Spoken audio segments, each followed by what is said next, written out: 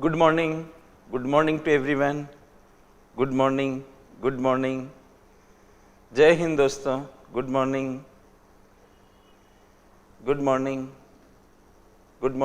to everyone attending this class.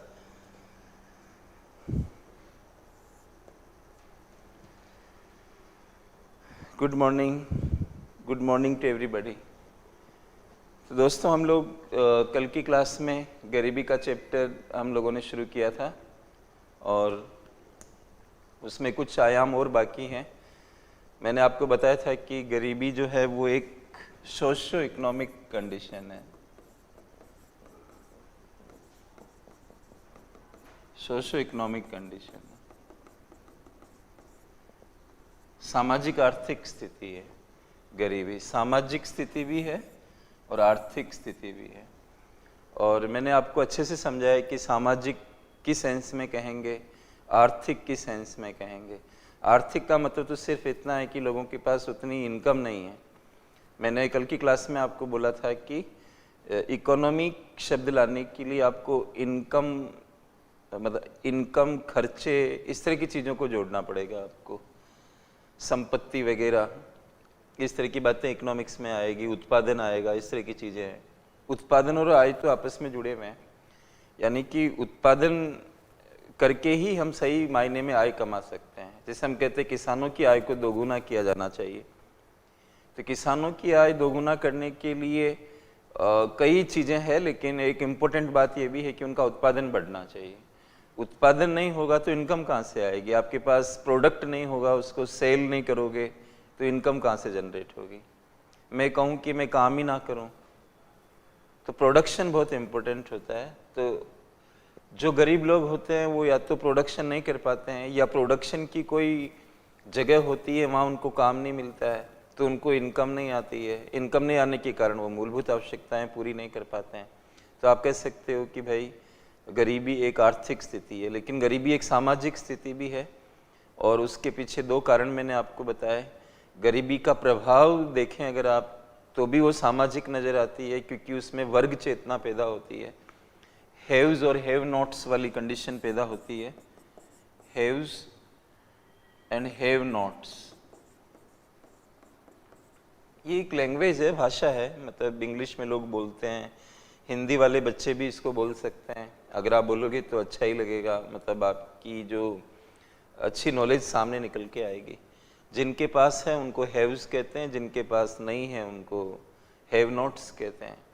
तो समाज के अंदर ये वर्गीकरण सा हो जाता है कि अच्छा ये तो बहुत प्रॉपर्टी वाले हैं, ये तो इनके पास बहुत सोना है, घर है, साजो सामान है, इसके पास कुछ नहीं है. तो ये भेद पैदा होने लग जाता है. तो सामाजिक बन जाता है, वर्गीकरण आ जाता है इसकी वजह से. और कई बार समाज भी गरीबी को पैदा करने में जिम्मेदार हो जाता है. अगर आप जाति वाली चीज़ों में विश्वास कर रहे हो, लिंग वाली चीज़ों में विश्वास कर रहे हो, तो इस तरह से. तो मैंने आपको बताया था कि पॉवर्टी क्या है, एक सोशो इकोनॉमिक कंडीशन है. दूसरा हमने बात की थी प्रोफेसर अमर्त्य सेन सर की. प्रोफेसर सर का कहना था, उन्होंने कॉन्सेप्ट दिया वास्तविक गरीबी का.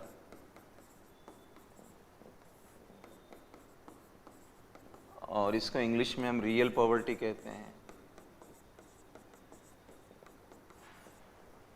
और इसमें उनका कहना था कि क्षमताओं का अभाव गरीबी है.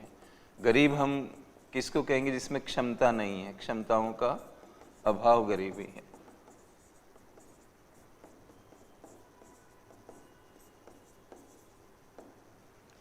ये प्रश्न के रूप में भी आ सकता है, मतलब क्वेश्चन भी बन सकता है कि क्या ये कहा जा सकता है कि क्षमताओं का अभाव गरीबी है? ऐसा प्रश्न भी यूपीएससी कर सकती है. निबंधों में आप इस्तेमाल करो इसे. मतलब ये विचारों को बहुत गति प्रदान करेगा. आप इस तरह से लिखोगे कि अगर हमें गरीबी पर काम करना है, गरीबी को स्थायी रूप से दूर करना है, तो हमें लोगों की क्षमताओं का विकास करना होगा. उनकी शिक्षा पर ध्यान देना होगा, उनके स्वास्थ्य पर ध्यान देना होगा. अगर वो लगातार बीमार रहेंगे तो काम नहीं कर पाएंगे, काम नहीं कर पाएंगे तो इनकम नहीं आ पाएगी, इनकम नहीं आएगी तो फिर गरीबी में चले जाएंगे. अगर कोई व्यक्ति रात और दिन मेहनत करता है और स्वास्थ्य पर ध्यान नहीं देता है, बीमार हो जाता है, तो इस बात की संभावना प्रबल हो जाती है कि वो गरीबी के कुचक्र में फंस जाएगा. तो ये बहुत साधारण सी बातें हैं, लेकिन अभिव्यक्तियों का स्तर उच्च है, बात कहने का तरीका है। तो प्रोफेसर सर बहुत अच्छे ढंग से इस बात को कह रहे हैं कि क्षमताओं का अभाव गरीबी है। इस तरह से हमने इंट्रो पढ़ा था। फिर उसके बाद में हम भारत में गरीबी के स्तर को समझ रहे थे। तो भारत में गरीबी का स्तर का जो टॉपिक पढ़ रहे थे हम लोग, अभी आप हेडिंग नहीं लगाइएगा, मैं बता रहा हूँ कि कल कैसे हम क्या चीज़ें कर रहे थे और कहाँ तक पहुँचे थे। तो भारत में गरीबी का स्तर का ये टॉपिक चल रहा था हमारा। तो इसमें ए मैंने उठाया था मौद्रिक दृष्टिकोण, ठीक है, ऐसे ही इसको उठाया था। तो उसमें मैंने जो भी थे वो सारी चीज़ें आपको लिखवा दी इसके अंदर। अब आप क्या करें, एक नोट लगाएं। यहाँ से आज की क्लास शुरू हो रही है। फिर हम मौद्रिक दृष्टिकोण के बाद गैर मौद्रिक दृष्टिकोण पढ़ेंगे तो बी लगाएंगे, लेकिन पहले आप नोट लगा दीजिए। नोट में फर्स्ट लिखिए, आप पहला नोट लिखिए। लिखिए तेंदुलकर। ये क्लास आपकी शुरू हो चुकी है, यहाँ से नोट लगा के पहला लिखिए तेंदुलकर विशेषज्ञ दल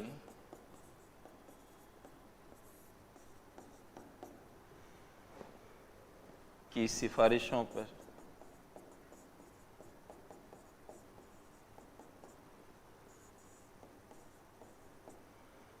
भारत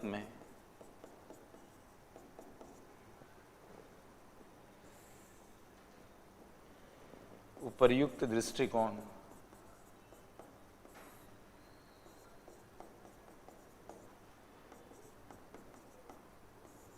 के अंतर्गत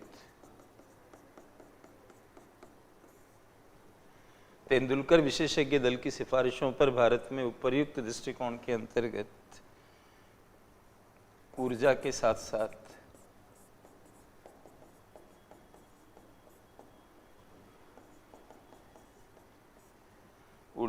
साथ शिक्षा और स्वास्थ्य के न्यूनतम स्तरों से जुड़े खर्चों को भी ध्यान में रखा जाता है।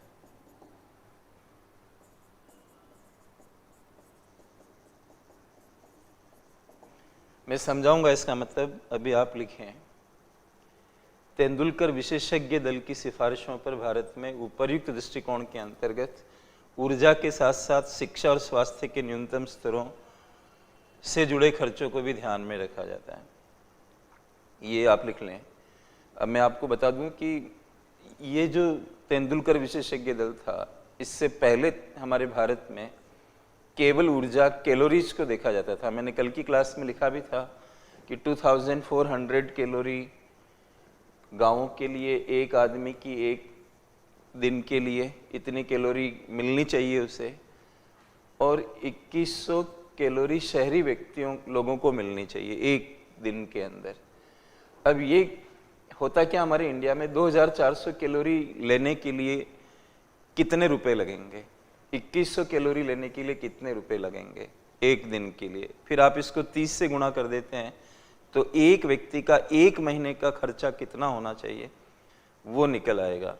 तो कल की क्लास में अगर आपने देखा हो, मैंने मतलब लिखवाया था आपको कि गांवों के अंदर 816 रुपये और शहरों के अंदर 1000 रुपये एक व्यक्ति का एक महीने का खर्च होना चाहिए। अगर किसी का खर्चा उससे कम है तो हम उसको गरीब समझेंगे। तो ये 816 गांवों के लिए है,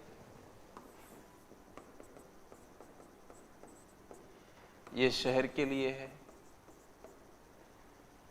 और ये क्या चीज है, MPC है ना, एक व्यक्ति का मतलब प्रति व्यक्ति मासिक खर्च है ये।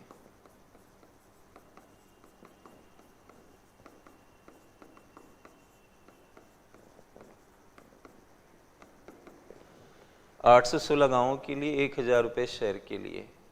ये मासिक खर्च जो लिखे हुए हैं इनके अंदर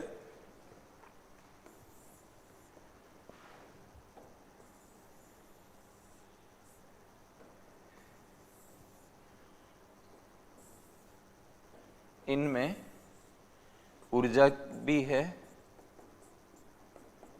शिक्षा भी है और स्वास्थ्य भी है। तीनों को ध्यान में रखकर ये खर्चे निकले हुए हैं। तो तेंदुलकर कमेटी या विशेषज्ञ दल के बाद में हमारे भारत में सिर्फ ऊर्जा नहीं है, शिक्षा और स्वास्थ्य को भी देखा जाता है। देखने का मतलब इन खर्चों के अंदर डले हुए हैं, शिक्षा भी आ रखी है, इसमें ऊर्जा भी आ रखी है और स्वास्थ्य भी आ रखा है। इस तरह से आप इसको समझें। तो हमने जो ये नोट लगाया यहाँ पे, ये नोट इस बात के लिए है। अब आपको इंटरव्यू या किसी भी जगह पे पूछे कि भारत में मौद्रिक दृष्टिकोण के अंतर्गत क्या चीज यूज होती है, जो भी खर्चे हैं उनमें क्या चीजों को ध्यान में रखा गया है, तो आपको कहना है ऊर्जा, खाने पीने की चीजें, शिक्षा का कोई न्यूनतम स्तर और स्वास्थ्य का कोई न्यूनतम स्तर। इनके लिए जो पैसे चाहिए वो सब जुड़ के 816 या 1000 बने हुए हैं। लेकिन आप उनको कहिए कि ये 2011-12 के लिए है और उसके बाद में कोई इसके अंदर इस अप्रोच में कोई भी नया कैलकुलेशन नहीं हुआ है। और उसके हिसाब से कितनी गरीबी का स्तर है ये मैं आपको बता चुका था कल की क्लास में, आपके नोट्स में है कि 25.7% लोग भारत के अंदर इस क्राइटेरिया के हिसाब से गांवों के अंदर 25.7% लोग गरीब अनुमानित किए गए, 13.7% लोग शहरों में गरीब अनुमानित किए गए और ओवरऑल पूरे भारत में 21.9% लोग गरीब अनुमानित किए गए। तो एक बात ये हो गई। दूसरा नोट लगाइए, पहला नोट ये है, सेकंड लगाइए। देखिए एक समिति है लकड़ावाला समिति,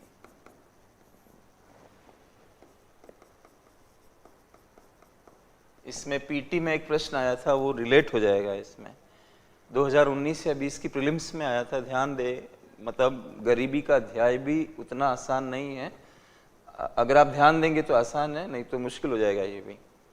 लकड़ावाला समिति की सिफारिशों पर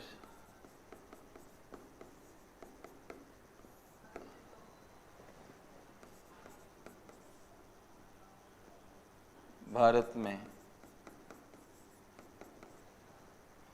राज्य विशिष्ट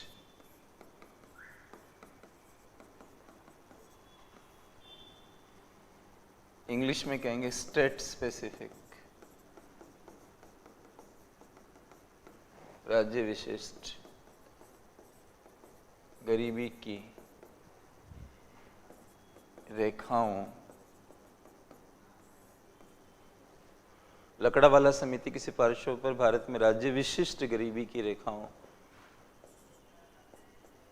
की गणना भी की जाती है।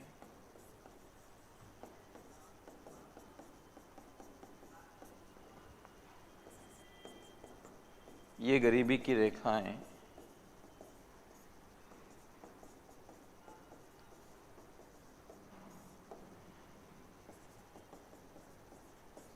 अखिल भारतीय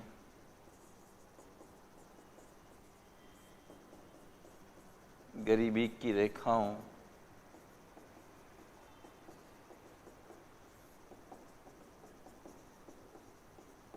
से ऊपर या नीचे हो सकती है।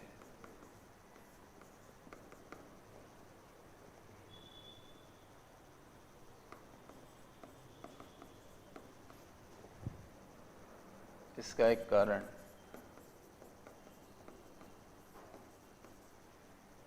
यह है कि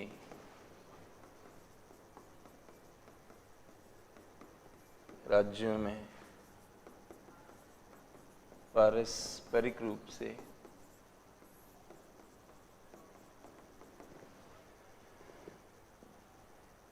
कीमतों में अंतर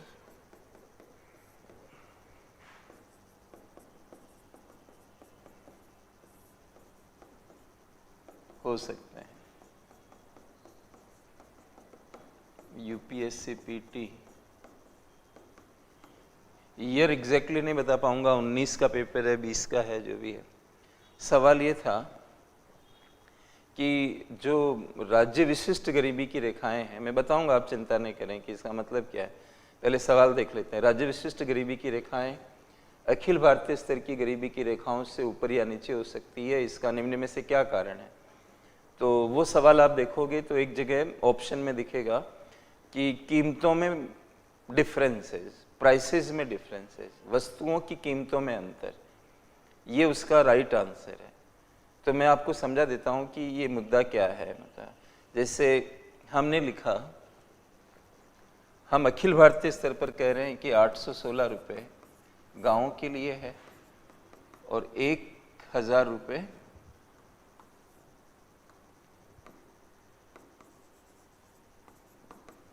शहरों के लिए है। तो ये अखिल भारतीय स्तर है। लेकिन लकड़ावाला समिति का कहना था कि हर राज्य के अंदर कीमतों में फर्क आता है। आप अंडमान निकोबार चले जाइए, अंडमान निकोबार में एक चपाती भी आपको बहुत महंगी मिलेगी, मतलब 35 रुपये की, 50 रुपये की, 65 रुपये की। और ये मैं ऐसे नहीं कह रहा कि आप किसी 5 स्टार होटल में गए हो तो वहाँ पर ऐसा है। आप एक ढाबे पर भी जाओगे तो वहाँ इतना महंगाई दिखेगी आपको, क्योंकि वो मेनलैंड से कट गया ना, बीच में है, समुद्र के बीच में है। मतलब वहाँ से या तो कोलकाता से सामान जाता है या चेन्नई से सामान जाता है, जहाज वगैरह के जरिए जाता है। उनका अपना पावर सिस्टम नहीं है शायद वहाँ पर, बहुत सारी समस्याएं हैं। मतलब जो भी माल जाता है, खेती उतनी नहीं होती है वहाँ पर, तो वो सामान की ट्रांसपोर्टेशन में बहुत खर्चा होता है, तो महंगा हो जाता है वहाँ पे। और एक चीज़ मैंने आपको पहले भी बताई कि जिस चीज़ की शॉर्टेज होती है उस चीज़ की कीमत, जितनी ज़्यादा शॉर्टेज होगी उसकी कीमत उतनी ही ज़्यादा होगी। तो अब आपको ऊर्जा लेनी है, मान लीजिए 2100 कैलोरी या 2400 कैलोरी ऊर्जा लेनी है। एक आप मतलब अपने बिहार में, राजस्थान, उत्तर प्रदेश वगैरह के किसी गांव या शहर के अंदर आप वो ऊर्जा ले रहे हो, एक आप अंडमान निकोबार में हो, तो दोनों में आपको 2100 या 2400 कैलोरी मिल रही है। मान लीजिए 5 चपाती से मिलती है, तो 5 चपाती अंडमान में लोगे तो उसका रेट बहुत ज़्यादा लगेगा। वही 5 चपाती आप जो भारत का मुख्य भूगोल है उसके अंदर कहीं पर हुआ तो वो 5 चपाती का पैसा उतना नहीं खर्च होगा। तो इसलिए ये डिफरेंस आएगा। अंडमान की गरीबी की रेखा में बनानी होगी तो ऊपर बनानी होगी। परिणाम सेम है कि आपको कैलोरी उतनी मिल रही है, लेकिन उसका खर्चा अलग अलग आएगा। तो ये इसलिए क्या होता है हमारे देश में, लकड़ावाला कमेटी की सिफारिशों के बाद हमारे इंडिया में, जैसे मैं मान लीजिए बिहार लूं, तो बिहार की ग्रामीण और शहरी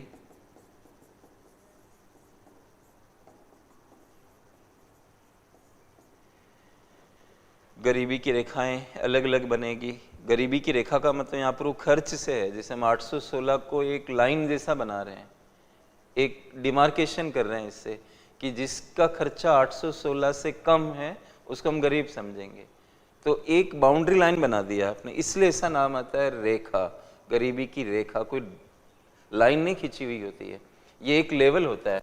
816 पर गरीबी की रेखा बन रही है गाँवों के लिए, 1000 रुपये पर गरीबी की रेखा बन रही है शहरों के लिए।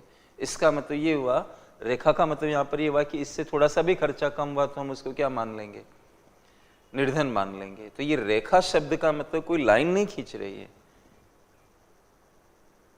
थोड़ा मन में लेके आए, क्योंकि कई तरह के स्टूडेंट्स पढ़ते हैं ना इस क्लास के अंदर, वो भाव नहीं समझ पाएंगे, शब्द पकड़ लेंगे। ठीक है, तो शब्द प्राथमिक है खैर, लेकिन भाव उससे भी ज्यादा प्राथमिक है, इंपॉर्टेंट है कि टर्म किस भाव की तरफ इशारा कर रहा है। तो कहीं भी रेखा शब्द आ गया तो इसका अर्थ ये नहीं कि कोई लाइन खींच रखी है कि ये मैकमोहन रेखा है, कि इस तरह की कोई बात नहीं है यहाँ पे। इसको आप रेखा कह रहे हो, इसको आप रेखा कह रहे हो। अब उत्तर प्रदेश है तो उसकी भी अलग अलग बनेगी, ग्रामीण और शहरी। ऐसे हर राज्य की 2-2 बनेगी ऐसे। अब सारे राज्यों की ग्रामीण को लेकर एक औसत निकलेगा, वो औसत 816 भारत के लिए आ जाएगा। तो ये 816 कहीं बाहर से नहीं निकला है, अलग अलग स्टेट्स के ही ग्रामीण क्षेत्रों की जो गरीबी की रेखाएं हैं उनका औसत निकला हुआ है। और ये फिर अलग अलग जो स्टेट्स हैं उनके शहरों की गरीबी की रेखाओं से ये निकला हुआ है, इस तरह से। तो यूपीएससी ने सवाल किया इस तरह का। तो ये डिफरेंस जो आता है गरीबी की रेखाओं में, इसकी वजह क्या होती है? कीमतों में अंतर, वस्तुओं की कीमतों में अंतर। और भारत एक विशाल देश है, भौगोलिक रूप से भी काफ़ी इसके अंदर बहुत तरह के फीचर्स हैं। और हम कोई सिंगापुर की तरह सिटी स्टेट नहीं है कि वहाँ पर एक ही जैसा कुछ है। हमारे भारत में अभी भी एक मार्केट जैसा नहीं है। इसलिए दोस्तों क्या है कि कीमतों में डिफरेंस आते हैं, और उस वजह से क्या होता है कि जिन राज्यों के अंदर ज़्यादा वस्तुएं महंगी मिलती है उन राज्यों की गरीबी की रेखा थोड़ी ऊपर रहेगी वनिस्पत उन राज्यों के जिनके यहाँ चीज़ें सस्ती मिलती है। तो शायद इस बात को आप समझ गए होंगे। तो आप सिर्फ ये ध्यान रखिए कि लकड़ावाला कमेटी के कहने पर हमारे भारत में हर राज्य की अलग अलग गरीबी की रेखाएं बनती है, और शहर और गांव की बनती है। बिहार है तो बिहार का शहर की गरीबी की रेखा, गांव की गरीब की रेखा, उत्तर प्रदेश है, ऐसे बाकी के राज्य है, ऐसे अलग अलग निकाला जाता है। जिस दिन भारत में हर चीज़ की कीमत एक हो जाएगी पूरे इंडिया में, तो हमें अलग अलग स्टेट की गरीबी की रेखा निकालने की आवश्यकता नहीं पड़ेगी फिर, लेकिन अभी तो है। तो ये दो नोट मैंने आपको इसके अंतर्गत कराए, मॉनेटरी अप्रोच के अंदर ये दो नोट आप ध्यान में रखिए। अब मैं जाऊंगा नॉन मॉनेटरी अप्रोच पर, जो गैर मौद्रिक दृष्टिकोण है उस पर हम जाएंगे। तो आप बी हेडिंग लगाइए अपने नोट्स में, और यहाँ पर लिखिए गैर मौद्रिक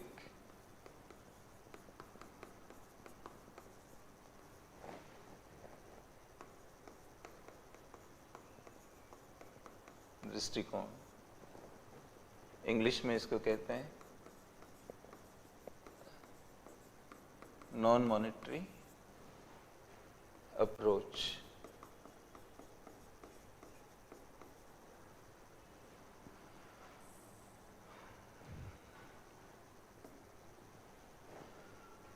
तो ये जो गैर मौद्रिक दृष्टिकोण है इसको हम थोड़ा सा टुकड़ों में मतलब ब्रेकअप करेंगे इसका।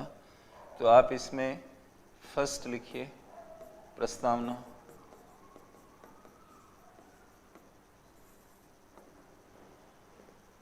बी के अंदर फर्स्ट चल रहा है, थोड़ा इसको तोड़ के पढ़ना पड़ेगा हमें। प्रस्तावना, प्रस्तावना में लिखिए इसका विकास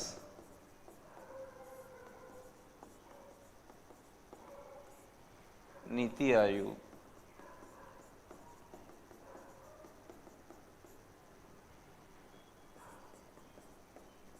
द्वारा नवंबर 2021 में किया गया।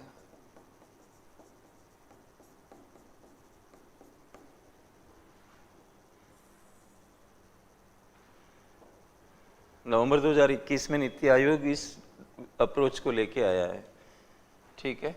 इसमें लिखिए इसके अंतर्गत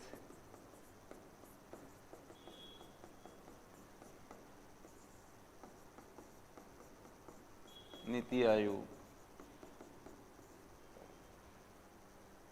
NMPI, इसको इसे अंडरलाइन करें, NMPI फुल फॉर्म करिए, नेशनल मल्टी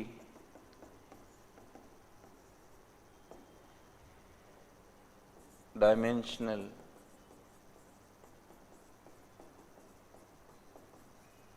पॉवर्टी इंडेक्स।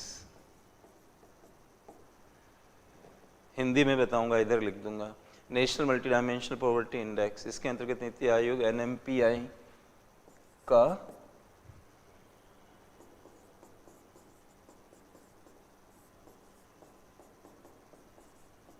निर्माण करता है।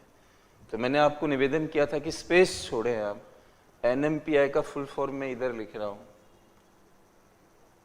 सॉरी फुल फॉर्म क्या मतलब हिंदी लिख रहा हूं इसकी, राष्ट्रीय बहुआयामी निर्धनता सूचकांक। लेकिन मेरा आपसे गुजारिश है कि जब आप मेंस लिखो हिंदी मीडियम में तो आप इतना मत लिखिए वहाँ पर राष्ट्रीय अब कितने वर्ड्स आ गए यहाँ पे, 1 2 3 4 5 शब्द आ गए। मेरी आपसे राय है कि आप वहाँ पर ये लिख दें NMPI, तो कुछ बुराई नहीं होगी, ये अलाउड है और आपका टाइम भी बचेगा। और फुल फॉर्म भी मत करिएगा वहाँ पे, अगर स्पेलिंग में मिस्टेक हो गया तो दंडित कर सकता है वो आपको, आपका इंप्रेशन खराब हो सकता है कि ये लोग यूपीएससी की तैयारी कर रहे हैं, इनको स्पेलिंग भी नेशनल का नहीं आता, मल्टी का नहीं आता, डायमेंशनल का नहीं आता। ऐसी कोई बात नहीं है दोस्तों, उसके दिमाग पे फर्क पड़ सकता है, गलती तो किसी से भी हो सकती है। तो लेकिन हम क्यों उसको वो करें, मतलब दिमाग पे प्रेशर होने पर भी हम गलत लिख देते हैं कई बार। तो ज़्यादा अच्छा है कि आप NMPI लिख दें बस। जब मैं कह रहा हूँ आपको तो प्रामाणिकता के साथ कह रहा हूँ, आपका कोई नुकसान नहीं होगा।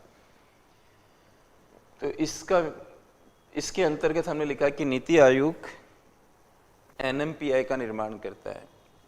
NMPI को हिंदी में क्या कहेंगे मैंने इधर लिख दिया। अब इसके बाद आप पैराग्राफ चेंज करके लिखें, लिखिए नीति आयोग का NMPI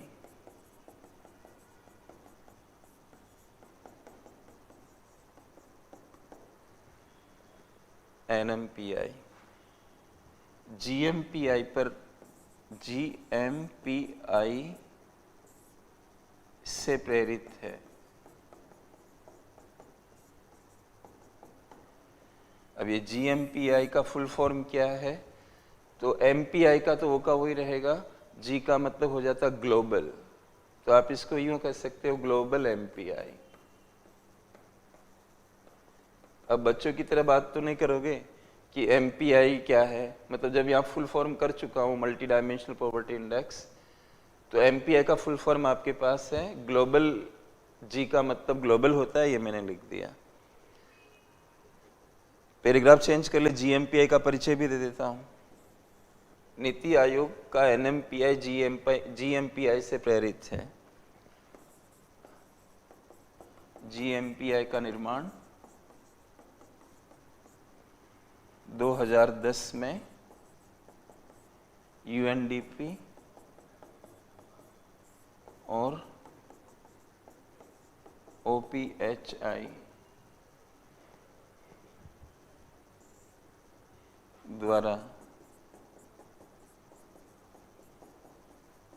किया गया था। ब्रैकेट में लिखिए UPSC PT 2013।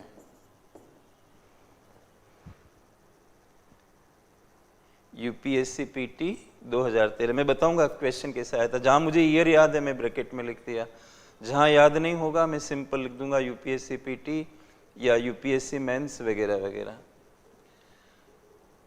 ये जो GMPI इसने बनाया, UNDP और OPHI नामक संस्थाओं ने जो बनाया था 2010 में, तो इसमें 10 मानकों का प्रयोग होता है। ये 10 मानक को भी मैं बताऊंगा आपको, मैं भारत का NMPI बनाऊंगा आपके सामने और फिर हम तुलना कर लेंगे कि जो ये लोग बनाते हैं UNDP और OPHI, उनका MPI और भारत के MPI में क्या डिफरेंस है, वो मैं बता दूंगा आपको। तो वो जो 10 मानक इसमें यूज होते हैं, उसमें से UPSC ने पूछा कि जो MPI बनता है ग्लोबल लेवल का, उसमें कौन से मानक इस्तेमाल होते हैं। अच्छा, ये बना था 2010 में और सवाल कब आया, 2013 में। इसलिए कई बार ये समझ नहीं आता कि करंट में हम कितना पढ़ें, कितने समय का पढ़ें। ज़्यादातर बच्चे सोचते हैं कि 1 साल का कर लें या परीक्षा के नज़दीक वाले महीनों का कर लें। अगर मई में परीक्षा है तो हम 6 महीने मतलब देख लें, नवंबर, दिसंबर, जनवरी, फरवरी, मार्च, अप्रैल, मई, ये वाला पीरियड पे ज़्यादा फोकस करें और नवंबर से पीछे का जो पीरियड है उस पर थोड़ा कम फोकस करें और 1 साल से पीछे पर तो ध्यान ही ना दें। इस तरह का विचार उनके मन में आता है, लेकिन ऐसा नहीं है दोस्तों। UPSC कई बार रुक कर सवाल करती है, ये इस बात का गवाह है कि 2010 में ये आया था और UPSC सवाल कर रही है 13 में, 3 साल बाद। इसलिए समझने वाली बात ये है कि जो चीज़ इंपॉर्टेंट है उसको पढ़ना चाहिए। और आगे तक भी उसे ध्यान रखना चाहिए।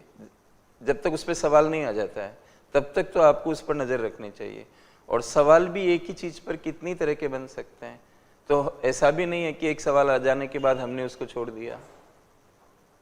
इसलिए यूपीएससी की जो तैयारी है वो बहुत ज़्यादा ध्यान की मांग करती है, बहुत ज़्यादा मेहनत की मांग करती है, बहुत ज़्यादा समर्पण की मांग करती है। जिसमें जितना ये सब है, या बुद्धि का उतनी भूमिका नहीं है जितनी धैर्य की भूमिका है, समझदारी की भूमिका है, त्याग की भूमिका है, समर्पण की भूमिका है। तो दोस्तों ये तो मैंने प्रस्तावना आपको बताया इसका, ठीक है, ये प्रस्तावना है। इसके बाद दूसरा लिखिए,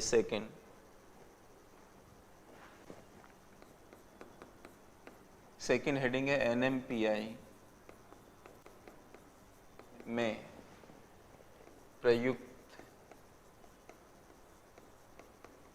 होने वाले मानक। एनएमपीआई में प्रयुक्त होने वाले मानक, तो इसके लिए हम एक डायग्राम जैसा बनाएंगे। तो आप यहाँ पे लिख दें डायग्राम। तो डायग्राम हम बना लेते हैं इस तरह से। डायग्राम बनाने के लिए आधा पेज लगेगा। अगर आपके पास आधा पेज से कम है तो आप अगले पेज पे चले जाएं। बीच ही बीच में आपको एनएमपीआई लिखना है। ये इंग्लिश में बनेगा दोस्तों, नीति आयोग हिंदी में नहीं देता है इसे। हिंदी मैं बता दूंगा, ट्रांसलेशन कर दूंगा आपके लिए। ऐसे बीच में एनएमपीआई बनाइए।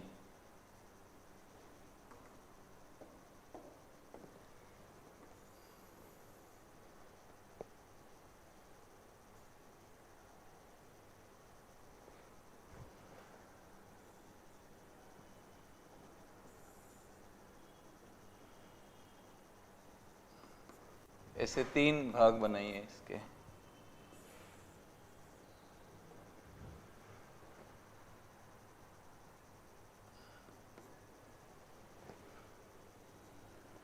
इसे 3 भागों में डिवाइड करना है।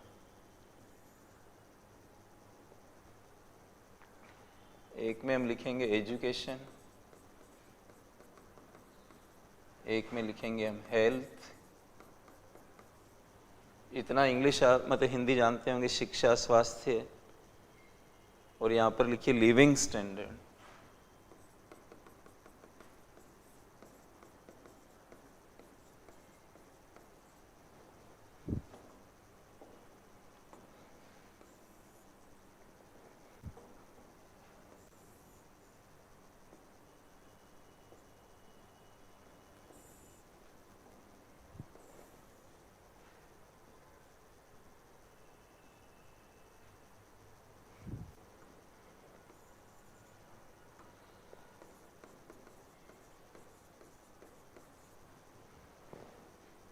लिविंग स्टैंडर्ड को हिंदी में क्या कहते हैं? जीवन स्तर। यहाँ पे लिख रहा हूँ। बाकी ये तो आप जान ही रहे हैं, इसको हिंदी में जीवन स्तर कहते हैं। ऐसे आप 3 बनाइए। अगर बना चुके हो, मैं इसको इधर स्लाइड कर रहा हूँ।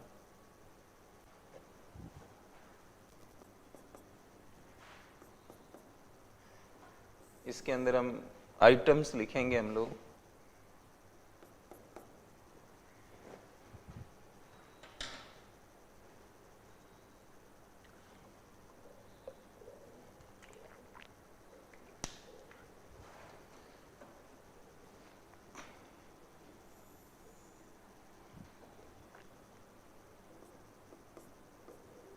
फर्स्ट आप लिखें ईयर्स ऑफ स्कूलिंग,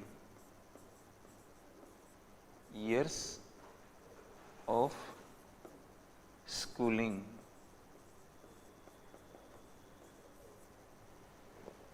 स्कूल में जाने के वर्ष, years of schooling.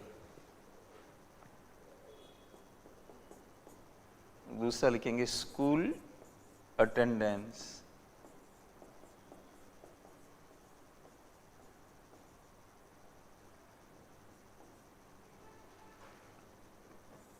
School attendance, school में उपस्थिति, स्कूल अटेंडेंस। और ये ध्यान रखना आपको, अगर आप पुराने पेपर्स देख के तैयारी करते हो तो मैं आपको कह चुका हूँ कि 2013 की पीटी में ग्लोबल एमपीआई जो बनता है उसमें कौन से मानक इस्तेमाल होते हैं सवाल आया हुआ है। और अब भारत ने अपना एक एमपीआई बनाया है तो उस पर भी तो यूपीएससी सवाल कर सकता है कि कौन से मानक यूज होते हैं। तो ये आपको ध्यान में रहने चाहिए। Years of schooling, school attendance, इसके बाद में इधर आएंगे, इसको मैं यहाँ लिख देता हूँ, एक सेकेंड, जगह की प्रॉब्लम आएगी। अटेंडेंस, हेल्थ में अब मैं संख्या बढ़ाता जाऊंगा, 1 2 3, यहाँ पर लिखेंगे न्यूट्रिशन, स्वास्थ्य, nutrition,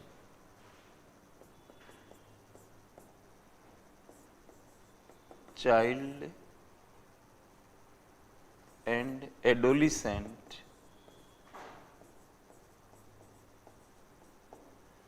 child and adolescent mortality,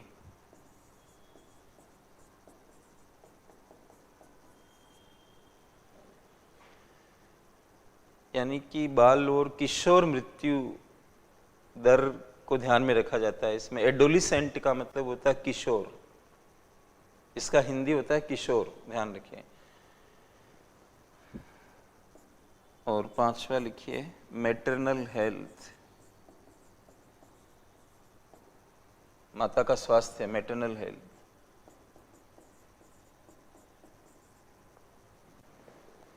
तो हेल्थ में 3 आ रहे हैं, nutrition, child and adolescent mortality और मैटरनल हेल्थ। ये सब इंग्लिश में दे रखे हैं दोस्तों, तो जैसा है उसी रूप में लिखना पड़ेगा ना क्लास में। 6th इलेक्ट्रिसिटी,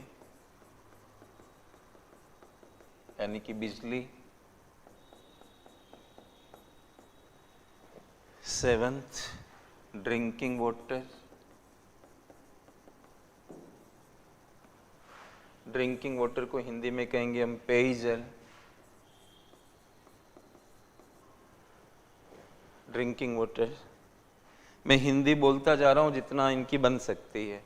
नीति आयोग ने कोई हिंदी नहीं दी है, मैं बारंबार आपको निवेदन कर रहा हूँ, तो आप ये ना कहिएगा मुझे कि सर हिंदी हिंदी, इस तरह से मत बोलिएगा।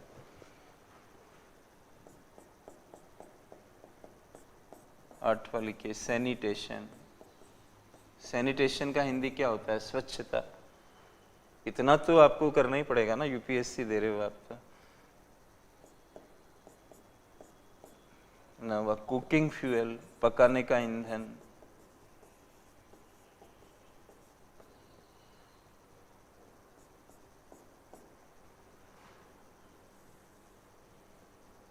दूसरा लिखेंगे हाउसिंग।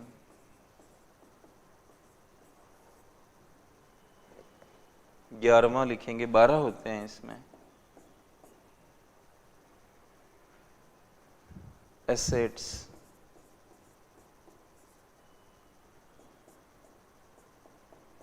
और बैंक अकाउंट।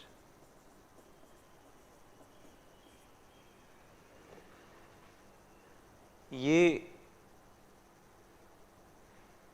टोटल मिला के 12 है। 1 2 3 4 5 6 7 8 9 10 11 12।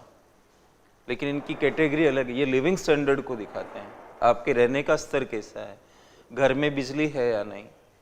अच्छा, ये लोग जो है नीति आयोग या फिर उनको देखें आप, मतलब यूएनडीपी वगैरह को, यहाँ पर पैसा नहीं देखा जाता है कि आपका खर्चा कितना है, आपकी इनकम कितनी है, ये नहीं देखा जाता है। इन चीज़ों को देखा जाता है कि इनसे आप वंचित हो या नहीं। तो यहाँ पर नॉन मॉनेटरी अप्रोच है, ये पैसा नहीं है। यहाँ पर आप करोड़पति हो सकते हैं, लेकिन आपके घर में अगर इलेक्ट्रिसिटी नहीं है, इनके सिस्टम के हिसाब से अगर 1/3 भाग के लिए, भारित 1/3 भाग के लिए कोई परिवार वंचित पाया जाता है तो उनको निर्धन मान लेते हैं। इलेक्ट्रिसिटी नहीं है, पीने का पानी का मतलब ये कि आधे घंटे से ज़्यादा का समय लगता हो पानी लाने में। पीने का पानी होगा तब तो लोग जिंदा है। सर्वे आप कर रहे हो, पीने का पानी है, लेकिन मान लो ज़्यादा दूरी पर है तो हम ये मान लेंगे कि वो वंचित हैं। इस तरह से घर में टॉयलेट होना चाहिए, एक परिवार में एक टॉयलेट होना चाहिए। अगर दो परिवार उसको शेयर कर रहे हैं, आपस में मिलकर उसको इस्तेमाल कर रहे हैं, तो दोनों परिवारों को वंचित मान लिया जाएगा। एक घर में एक टॉयलेट होना चाहिए, पकाने का ईंधन साफ सुथरा होना चाहिए। जैसे कि आप एलपीजी गैस इस्तेमाल कर रहे हो या फिर आप कोई गोबर गैस संयंत्र वाली गैस इस्तेमाल कर रहे हो, कोयला नहीं होना चाहिए, लकड़ी नहीं होनी चाहिए, चारकोल नहीं होना चाहिए, काउडंग नहीं होना चाहिए, जो गोबर के उपले होते हैं, ये सब नहीं होना चाहिए। अगर इनका इस्तेमाल हो रहा है तो हम ये मानेंगे कि पकाने के ईंधन के मामले में ये परिवार वंचित है। तो यहाँ रुपए कहाँ दिख रहे हैं? मकान है तो गोबर का लिपा हुआ नहीं होना चाहिए, उस पर टाइल्स, सीमेंट, इस तरह की चीज़ें होनी चाहिए। संपत्तियों में फिर ये वर्गीकरण करते हैं, भारी संपत्तियां, हल्की संपत्तियां। हल्की संपत्तियों में रेडियो, टेलीविज़न, मोबाइल फ़ोन, इस तरह की चीज़ें। घर वाली बात नहीं, घर तो यहाँ आ चुका है। और भारी संपत्तियों में ट्रैक्टर, ट्रक, कार, इस तरह की चीज़ें। अगर किसी परिवार के पास हल्की संपत्तियों में 2 है, भारी में 1 है, तो हम ये मान लेंगे कि वो परिवार संपत्तियों में वंचित नहीं है। लेकिन इनमें से कोई भी चीज़ नहीं है उनके पास, तो हम मानेंगे वो संपत्तियों में वंचित है। तो यहाँ वंचनाएं देखी जाती है, यहाँ पैसा नहीं देखा जा रहा है। आप समझें इस चीज़ को। बैंक अकाउंट नहीं है अगर आपके पास, तो हम कहेंगे आप वंचित हो उससे। इस तरह से देखा जाता है। स्वास्थ्य में ये न्यूट्रिशन है, पोषण है। आपने साइंस में पढ़ा होगा, बॉडी मास इंडेक्स होता है, बीएमआई कहते हैं उसे। 18.5 से नीचे बीएमआई किसी भी सदस्य का नहीं होना चाहिए। मान लो 5 सदस्य परिवार में और एक का भी बीएमआई नीचे आ गया, तो हम ये मानेंगे वो परिवार न्यूट्रिशन से वंचित है। बच्चों या किशोरों में किसी की डेथ हो गई, तो हम मानेंगे कि इसमें ये मोर्टिलिटी है, मतलब, और ये गलत माना जाता है। ये मैटरनल हेल्थ में क्या होता है, बच्चा, गर्भवती महिला है, बच्चा होने से पहले 4 बार डॉक्टर को आपने दिखाया हो, तो हम मानेंगे कि मैटरनल हेल्थ है इस फैमिली में, नहीं तो नहीं है। इस तरह से उन्होंने दे रखा है। स्कूल अटेंडेंस में देखा जाता है कि मान लो 4 बच्चे परिवार के अंदर है, केवल आप सुनो, इनको लिखना नहीं है। ये कैसे देखा जाता है, ये यूपीएससी नहीं पूछती है। आपको ये पूछेगी पैरामीटर्स कौन से हैं। मेंस में सवाल आता है तो ये, जैसे अभी मेंस होने ही वाला है, मतलब GS3 का जो पेपर है, तो उसमें हो सकता है इस पर सवाल आ जाए कि NMPI से आप क्या समझते हैं, और NMPI को लेकर भारत में गरीबी की स्थिति क्या है, ये प्रश्न आ सकता है।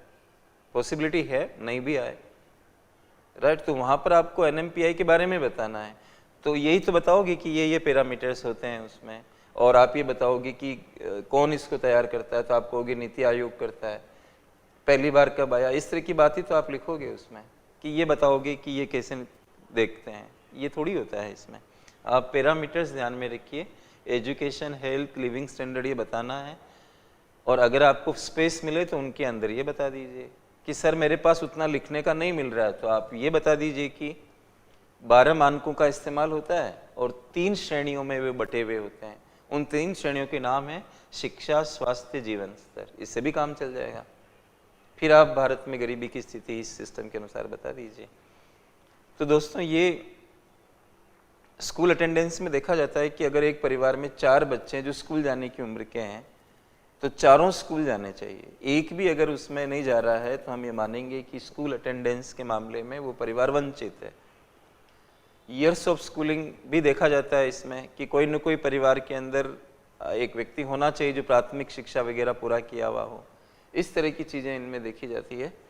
तो ये NMPI में प्रयुक्त होने वाले मानक हुए दोस्तों। तो कैसे इसका निर्माण होता है और क्या मानक होते हैं वो हमने देख लिए। और हमारा हेडिंग क्या था, NMPI में प्रयुक्त होने वाले मानक, और डायग्राम हमें बनाना था, वो हम लोगों ने बना लिया ये डायग्राम। तो इसके बाद तीसरा आएगा, तीसरी चीज़ हमें लिखनी, गरीबी की स्थिति क्या है, क्या स्तर है इसके अनुसार। तो तीसरा, ये तो सेकंड था यहाँ पे, तो तीसरा करेंगे, अगले पेज पे जाएंगे हम।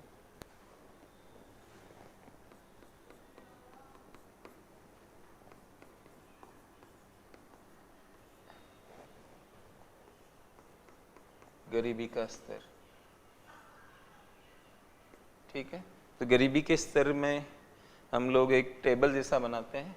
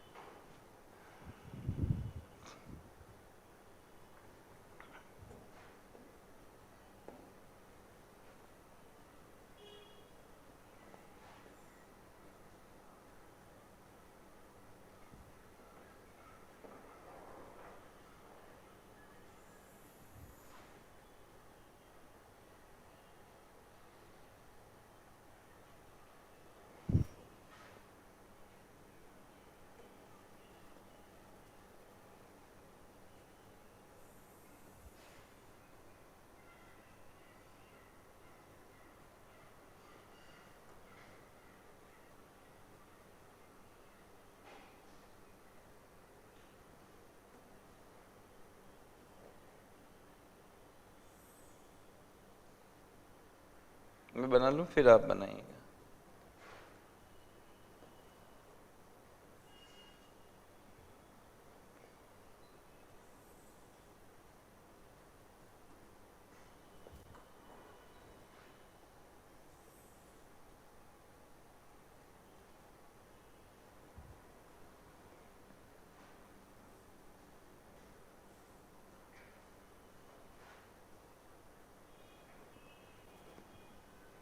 अब बना सकते हो आप।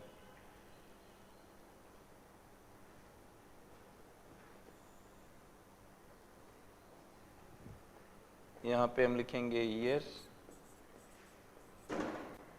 यहाँ लिखेंगे हम रूरल, यहाँ लिखेंगे हम अर्बन, यहाँ लिखेंगे ऑल इंडिया।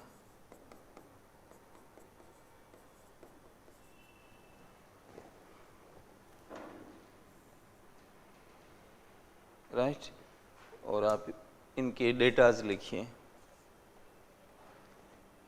ईयर 2015-16 और यहाँ 2019-21 लिखना है। 19-20 नहीं लिखना है, 2019-21 लिखना है। रूरल के लिए लिखिए यहाँ पर, और यहाँ परसेंटेज कर दीजिए ऐसे, परसेंटेज में है ये। ठीक है, तो 2015-16 में 32.59 गरीबी का स्तर था। ग्रामीण क्षेत्रों में 32.5% के आसपास लोग गरीब थे इस सिस्टम के अनुसार, जो मल्टी डायमेंशनल पॉवर्टी इंडेक्स है। अभी लेटेस्ट में रिपोर्ट आई थी जुलाई 2023 में, तो उसमें 19-21 के आंकड़े आए हुए हैं। उसके अंदर रिपोर्ट किसी भी साल रिलीज करो, आपको ये देखना पड़ेगा कि कौन से वर्ष को आधार बनाया गया, तो उस साल का डेटा माना जाएगा। तो इसके अनुसार ग्रामीण गरीबी कम होकर 19.28, तो 32.59 से कम होकर 19.28 ग्रामीण क्षेत्रों के अंदर गरीबी कम हुई है। अर्बन एरिया में 8.65% थी 2015-16 में, जो कम होकर 5.27% रह गई। अब 19-21 का आया था, अभी मैं नोट्स में आपको बता दूंगा। और ऑल इंडिया का जो स्तर है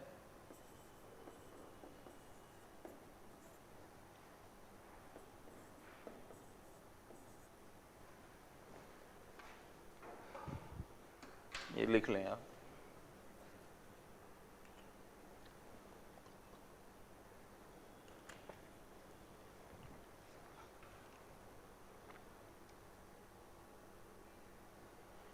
तो आपको ये ध्यान रहे कि नहीं रहे, इसको जरूर ध्यान रख लेना, ये ऑल इंडिया का औसत स्तर है। तो 2015-16 में नवंबर 2021 में जो नीति आयोग ने पहली रिपोर्ट निकाली थी, तो उसमें आंकड़े उसने इस्तेमाल किए 2015-16 के। रिपोर्ट भले ही 21 में थी, मैं आपको बारंबार कह रहा हूँ इस बात को। जब भारत मानव विकास रिपोर्ट आया था पहली बार, आपने पढ़ा होगा, फैक्चुअल नॉलेज के अंदर कई बच्चे पढ़ते हैं, 1990 में पहली बार मानव विकास रिपोर्ट, ह्यूमन डेवलपमेंट रिपोर्ट प्रकाशित हुई थी, 1990 में यूएनडीपी ने करी थी। आपको जान के ताज्जुब होगा कि उस रिपोर्ट में भारत की जो चीजें थी, भारत के जो फैक्ट्स थे, वो 1980 के थे। तो जो भारत का मानव विकास सूचकांक बना वो 1980 का माना जाएगा, भले ही रिपोर्ट 1990 में आई, तो उससे नहीं फर्क पड़ता। इसलिए आपको सावधानी रखनी पड़ेगी कि आप क्या लिख रहे हो।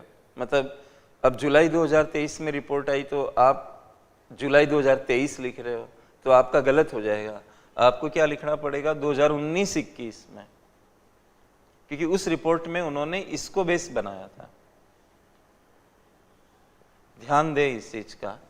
तो ये जो गरीबी का अनुपात अभी आपको नजर आया, जो भी रिपोर्ट अभी रिलीज हुई थी, ये 15% के आसपास है ना।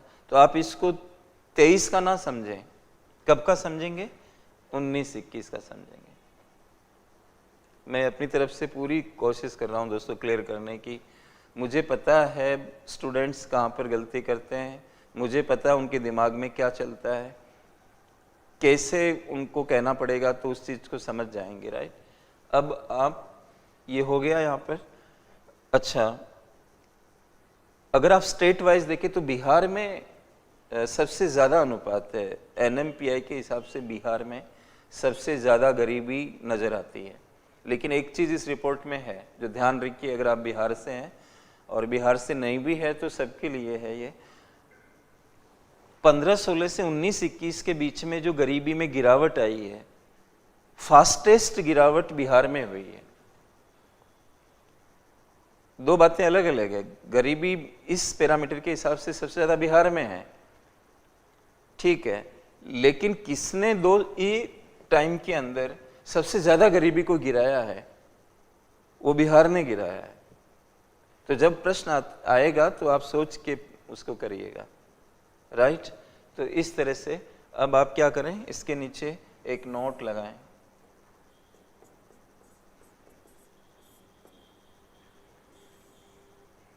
नोट में लिखें 2015-16 के आंकड़े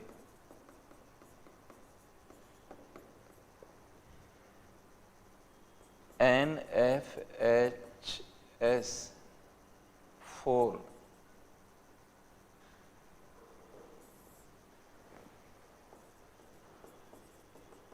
पर आधारित है।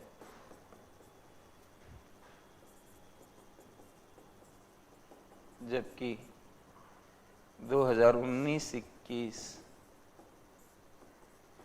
के आंकड़े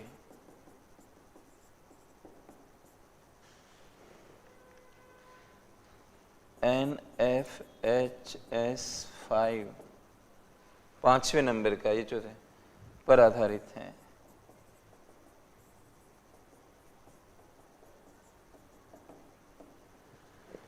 अब आपको लग रहा होगा कि इसका फुल फॉर्म क्या होता है। मेंस में नहीं करना है फुल फॉर्म, मेंस में ऐसे ही जाना है।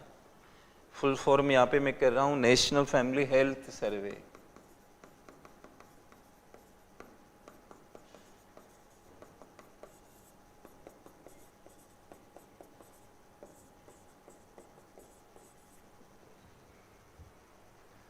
National family health survey NFHS।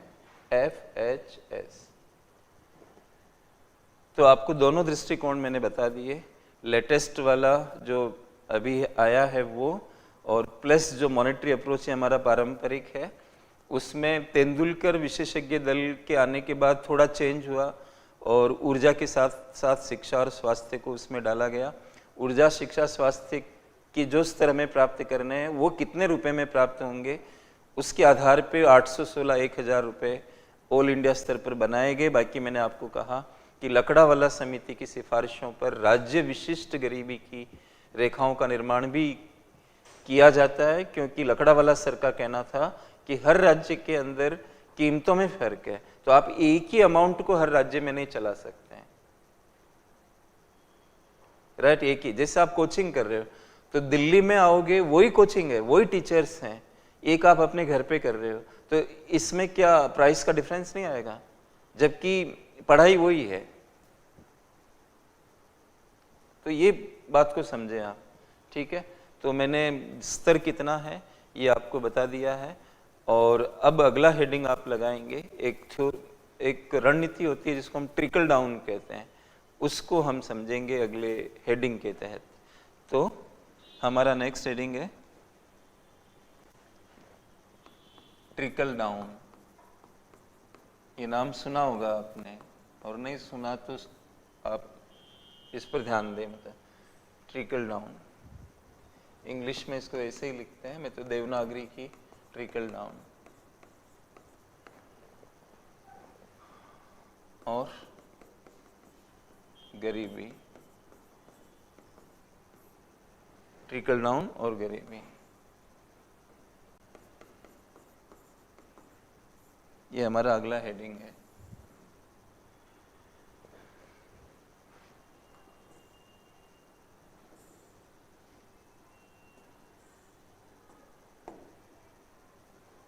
Trickle down और गरीबी, ठीक है। थोड़ा सा लिखते हैं इसमें, लिखिए ट्रिकल डाउन में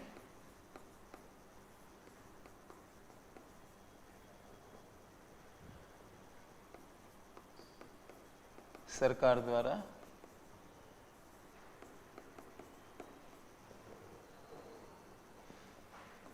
तीव्र औद्योगिकीकरण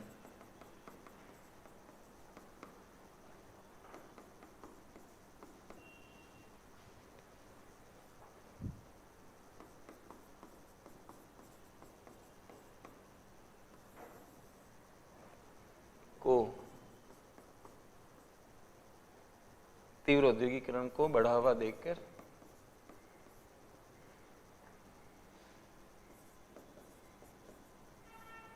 अप्रत्यक्ष रूप से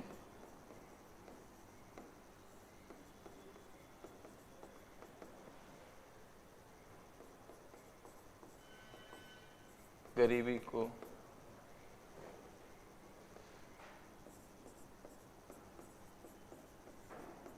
दूर करने की कोशिश की जाती है।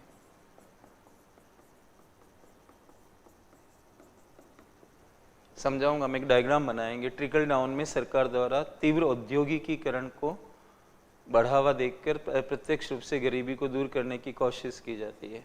इसे निम्न प्रकार दिखाया जा सकता है।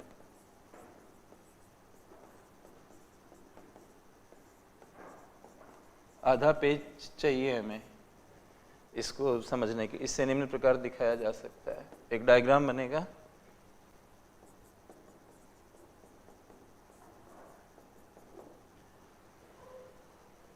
तो कैसे इसको दिखा सकते हैं, एक डायग्राम हम बनाएंगे, आधा पेज उसमें लगेगा दोस्तों। और फर्स्ट मैं बना लेता हूँ, फिर आप उसके बाद काम करिए। थोड़ा फ्रेम बना लेता हूँ, क्योंकि बीच में कुछ मिटाना पड़ता है तो आपको प्रॉब्लम ना हो।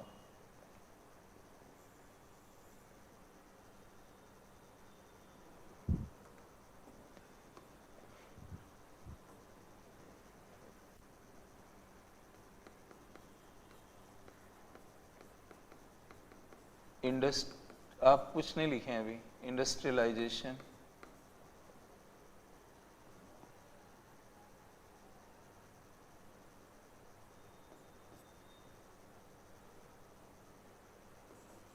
ग्रोथ,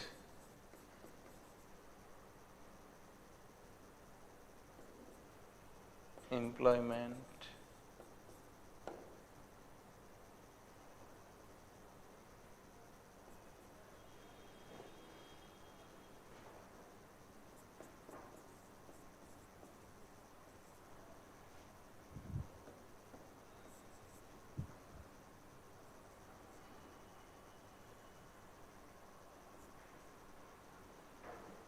और बेसिक नीड्स।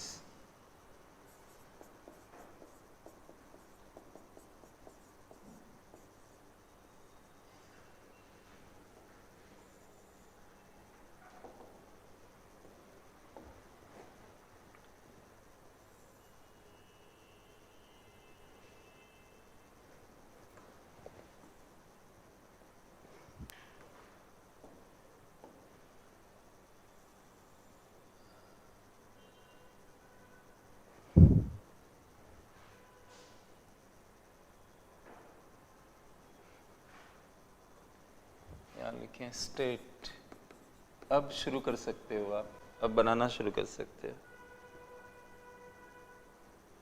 एक गोला बना के यहाँ पे राज्य है, स्टेट है, ऐसे तीर बना के ऐसे जा रहा है, और यहाँ है इंसेंटिव।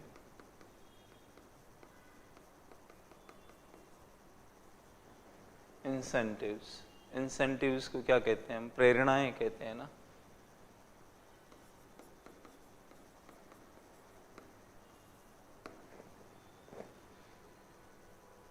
समझाऊंगा आपको इनका मतलब क्या है। बाकी ये तो आप जानते हो, हिंदी में औद्योगिकीकरण, समृद्धि, रोजगार, इनकम और बेसिक नीड्स।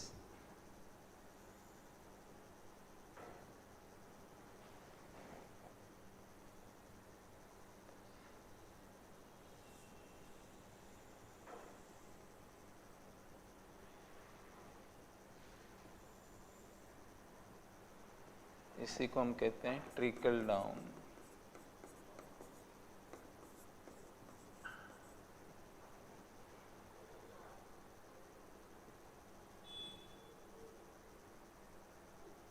बना लीजिए इसको आप।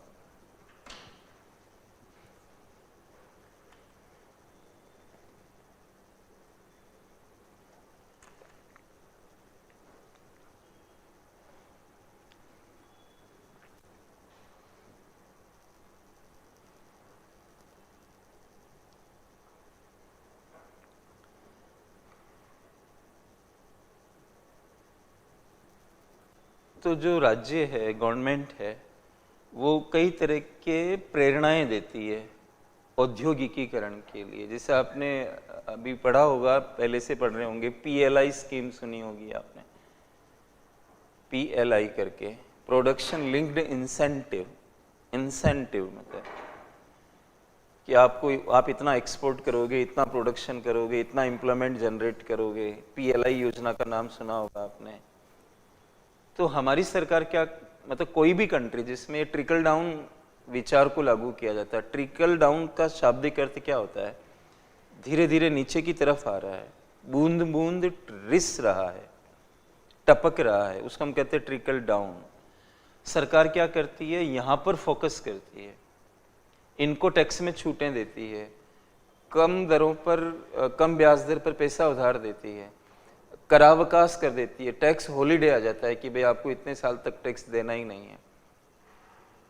मतलब एक तरह से इनको बहुत तरह की छूटें, फायदे दिए जाते हैं, ऐसे समझो आप। और सरकार एक सोचती है कि इंडस्ट्रियलाइजेशन बढ़ेगा तो हमारे देश की क्या बढ़ेगी? ग्रोथ बढ़ेगी। और जितना ज़्यादा उत्पादन होता है, जितना ज़्यादा ग्रोथ होती है, तो एम्प्लॉयमेंट आएगा उतना ही, ये सरकार सोचती है। सॉरी। और एम्प्लॉयमेंट लोगों के पास होगा तो इनकम आएगी, और इनकम आएगी तो मूलभूत आवश्यकताएं पूरी कर लेंगे। एक तरह से यहाँ का विकास धीरे धीरे नीचे तक टपक रहा है, इसीलिए इसको हम कहते हैं ट्रिकल डाउन, राइट? इसीलिए इसको ट्रिकल डाउन बोला जा रहा है, राइट? तो ये विचार है इसके अंदर। तो एक तरीका क्या है कि हम इस पर फोकस करें और अपने आप ही गरीबी दूर हो जाएगी, ग्रोथ आएगी, रोजगार मिलेगा, इनकम आएगी और गरीबी दूर हो जाएगी। बेसिक नीड्स पूरी हो जाएगी तो गरीबी दूर हो जाएगी। ये विचार है ट्रिकल डाउन के अंदर, राइट? अब इस डायग्राम के नीचे या अगले पेज पर, जैसा भी आपका है, थोड़ा सा लिखते हैं इस पर। तो अगले पेज पे जा रहे हैं हम लोग, और पैराग्राफ चेंज करके लिखें। भारत समेत दुनिया के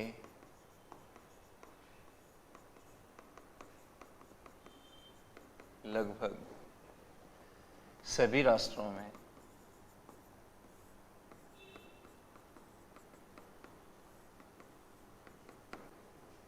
जॉबलेस ग्रोथ, ऐसे लिखिए, एक बार इंग्लिश लिखिए, जॉबलेस ग्रोथ, हिंदी करा दूंगा मैं, जॉबलेस ग्रोथ। इसको हिंदी में कहेंगे रोजगार विहीन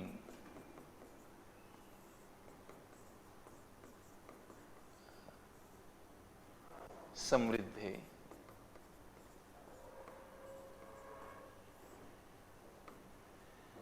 भारत समेत दुनिया के लगभग सभी राष्ट्रों में जॉबलेस ग्रोथ और अन्य कारणों से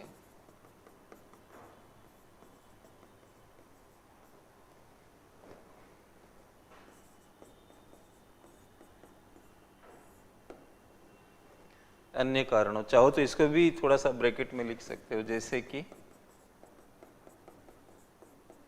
कुशलता विकास पर ध्यान नहीं देना आदि। लोगों की कुशलता विकास पर ध्यान नहीं दे रहे, जैसे कि कुशलता विकास पर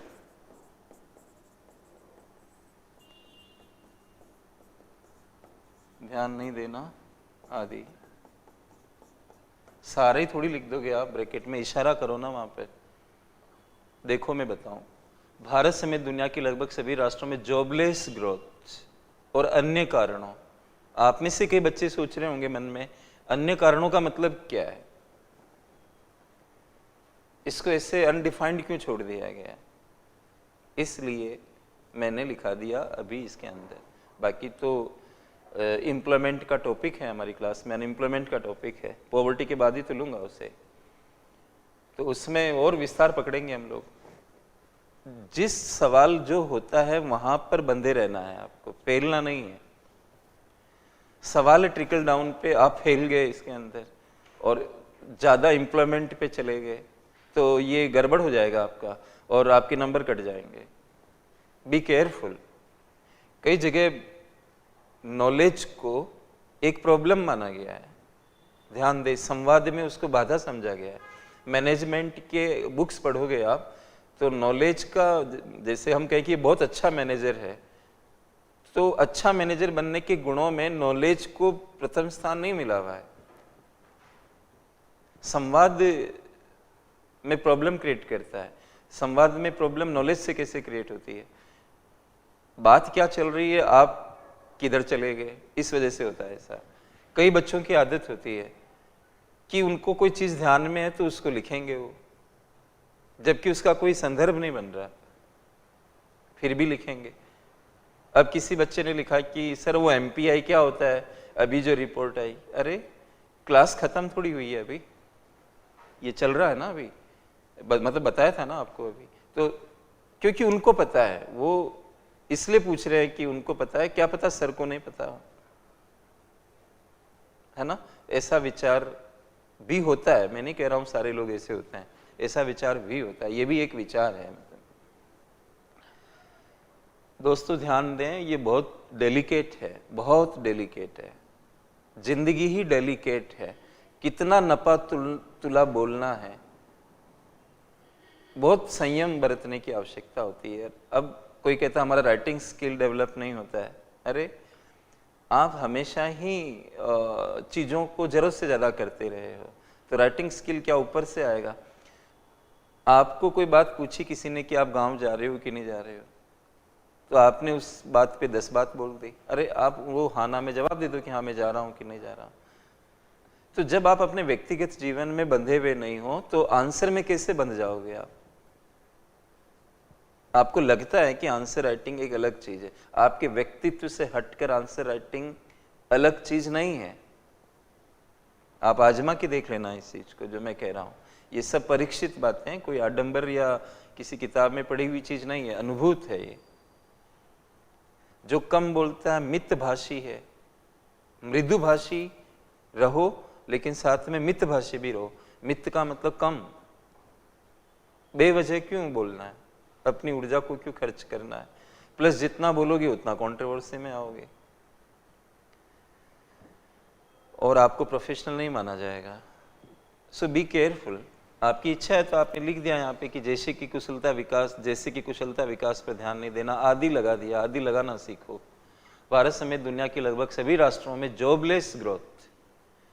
अब हम कह रहे हैं आर्टिफिशियल इंटेलिजेंस, हम AI की बात कर रहे हैं, हम रोबोटिक्स की बात कर रहे हैं, हम ड्राइवरलेस कारों की बात कर रहे हैं।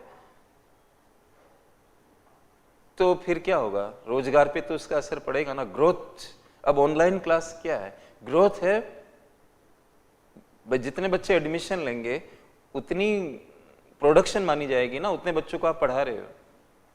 ये टेक्नोलॉजी है, लेकिन जॉब्स उतने क्रिएट नहीं होंगे। ऑनलाइन क्लासेज के केस में जॉब्स उतने क्रिएट नहीं होते। You can serve more than, मतलब 1 लाख से अधिक बच्चों को आप एक टाइम में पढ़ा सकते हो। टीचर तो एक ही है ना। This is just for the sake of example, you try to understand in your ecological perspective, the ecology in which you are right now working, coaching कर रहे हो ना, why you go far away to take an example, try to analyze yourself कि जो class में हम पढ़ रहे हैं तो मेरे आसपास तो कोई ऐसी चीज नहीं है जिसको ध्यान में रखकर मैं इस बात को समझ सकता हूँ। और ताली दो हाथ से बजती है। मान लो रोजगार के अवसर भी हों लेकिन आप में कुशलता नहीं है, आप में स्किल नहीं है। कई बार मैं देखता हूं इवन कोचिंग इंडस्ट्री के अंदर अच्छे टीचर नहीं मिल पाते हैं, साधारण विषयों के भी ऐसा हो जाता है। तो फिर कैसे उस चीज को किया जाए, जबकि वैकेंसी है उस इंस्टीट्यूट के अंदर, बट वो आदमी नहीं मिल रहा। और जो आदमी है वो कह रहा मैं बेरोजगार हूं। तो बेरोजगार वो इसलिए है कि उसमें स्किल नहीं है। अब स्किल इसलिए नहीं है कि गवर्नमेंट ने ध्यान नहीं दिया। ऐसे आप जोड़ सकते हो। भारत समेत दुनिया की लगभग सभी राष्ट्रों में जॉबलेस ग्रोथ और अन्य कारणों से ट्रिकल डाउन की रणनीति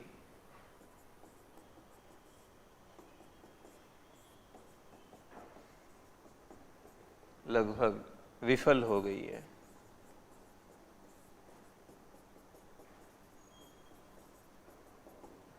इससे आय की विषमताएं बढ़ रही है। अब जो अमीर लोग और अमीर हो रहे हैं क्योंकि वो एम्प्लॉयमेंट क्रिएट नहीं कर रहे हैं ना, इससे आय की विषमताएं बढ़ रही है।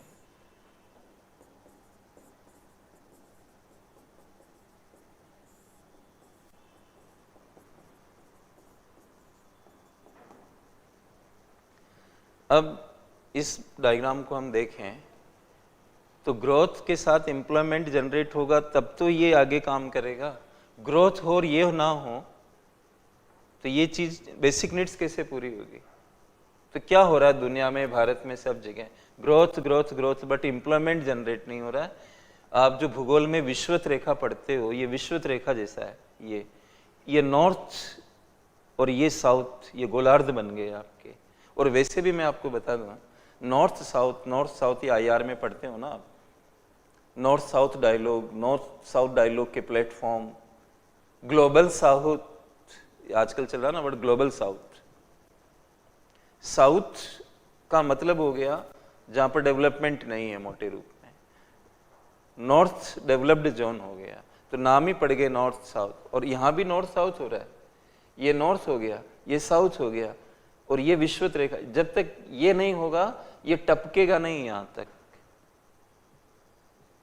शायद मैं कुछ समझा पा रहा हूं आपको। वेरी इंटरेस्टिंग, बहुत जगह आप इसको जोड़ सकते हो। पैराग्राफ चेंज करके लिखें।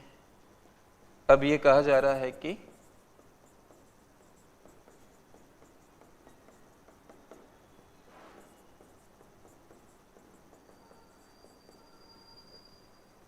भारत में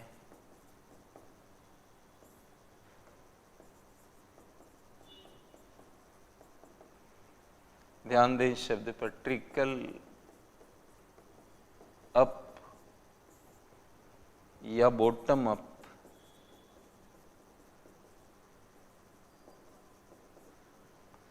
ट्रिकल अप या बॉटम अप, भूगोल ऑप्शनल में आया हुआ है ये। एक बार बॉटम अप से आप क्या समझते हो? कि वो स्टूडेंट था मेरा, बोले सर आपकी GS क्लास में पढ़े थे, हमें भूगोल में फायदा हो गया। अब ये कहा जा रहा है कि भारत में ट्रिकल अप या बॉटम अप दृष्टिकोण की आवश्यकता है।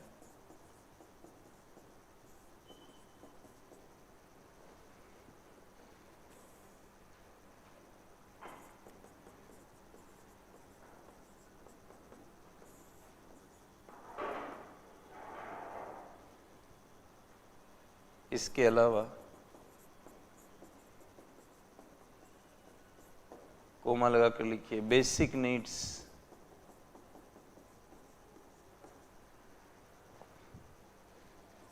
approach to development,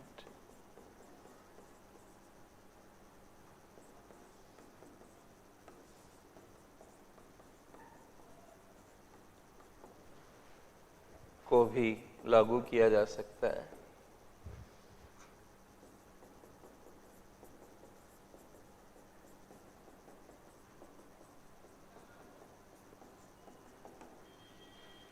basic needs approach to development, trickle up bottom up, ये मैं बता रहा हूं आपको, चिंता नहीं करें। पहले ये देख लो, एक होता है ट्रिकल डाउन, मतलब ऊपर से नीचे होता है। ट्रिकल अप में नीचे से ऊपर होता है। यही भाव इसका भी है, बॉटम से अप की तरफ, राइट। जिसका मतलब ये है कि हम गरीब लोगों पे काम करें, सीधा उन पे काम करें। ऐसा नहीं करें कि पहले औद्योगिकीकरण करें फिर ग्रोथ आएगी, ऐसा नहीं करें। पहले सीधा गरीबों पर काम करें। जब उनकी इनकम बढ़ेगी तो मांग बढ़ेगी, मांग बढ़ेगी, वो गाड़ी भी खरीदेंगे, घर भी बनाएंगे, सब काम करेंगे, तो उससे औद्योगिक वस्तुओं की, अन्य वस्तुओं की मांग बढ़ेगी, उनको भी मार्केट मिलेगा, फिर उनका भी विकास होगा। तो हम नीचे से ऊपर की तरफ विकास की रणनीति को लागू करें, अब वो समय आ गया है, ऐसा कुछ लोग बोल रहे हैं। इसी को आधार बना के आज के 4-5-6 साल पहले, मुझे ईयर याद नहीं है, भूगोल में ये, भूगोल ऑप्शनल और इकोनॉमिक्स में बहुत कुछ चीज़ें मैच करती है। जैसे भूमि सुधार मेंस में मैं पढ़ाऊंगा आपको, भूमि सुधार उसमें भी है। ऐसे कई सारी चीज़ें हैं, मतलब जो इंडियन ज्योग्राफी या इस तरह की चीज़ों के अंदर, तो आपको ये बहुत सारी जगह हेल्प करेंगे। तो आप समझ गए होंगे कि नीचे से ऊपर तक जाना, trickle up not trickle down, समझ गए। और एक है बेसिक नीड्स अप्रोच, ये वर्ड आया ना, ये basic needs approach to development को भी लागू किया जा सकता है। ये क्या है, ये मैं इस डायग्राम में बताता हूँ आपको। अगर राज्य ये इंसेंटिव इनको दे, इंसेंटिव देने से नुकसान होता है ना गवर्नमेंट का, टैक्स में छूट दोगे, नहीं देते तो आपको कलेक्शन आता है। तो basic needs approach to development में क्या होता है कि इस पर हम ध्यान नहीं देके सीधा राज्य क्या करता है, बेसिक नीड्स लोगों को दे देता है। राज्य मूलभूत सुविधाएं सीधी उपलब्ध करा दे, इतना घूम के आने की क्या आवश्यकता है। इसी को क्या बोला जाता है,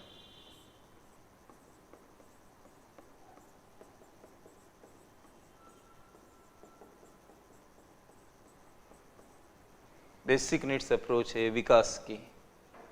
पढ़ना होगा ना आपको, पढ़ना होगा। यूपीएससी का लेवल इस तरह का होता है जो भी क्लास में चल रहा है। इसमें समझौता किया नहीं तो आप नहीं सलग, और प्रतिस्पर्धा का स्तर तो मेरे से बेहतर आप ही जानते हो, क्योंकि आप उस मैदान में हो। तो ये ट्रिकल डाउन का सिस्टम है दोस्तों।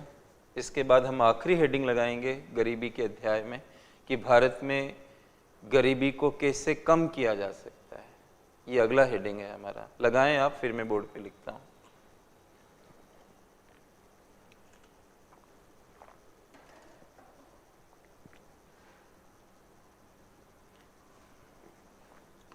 भारत में किस प्रकार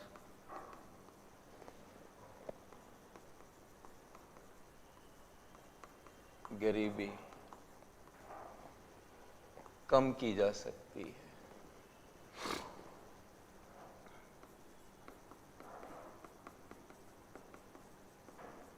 मैंने प्रश्न जिस तरह के आएंगे, मैंने हेडिंग ही वैसा लगा दिया, भारत में किस प्रकार गरीबी कम की जा सकती है। तो इसके उत्तर में हम कहेंगे कि हम एक चौस्तंभा रणनीति बना सकते हैं। ऐसे लिखें, चौस्तंभा रणनीति। चौस्तंभा रणनीति ऐसी रणनीति जिसके 4 स्तंभ हैं। इंग्लिश में अगर हम बोलेंगे तो ये 4 पिलर्ड स्ट्रेटजी।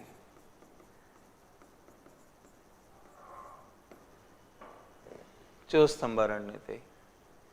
चौस्तंभा रणनीति में 4 स्तंभ कौन कौन से हैं वो हम लिखेंगे।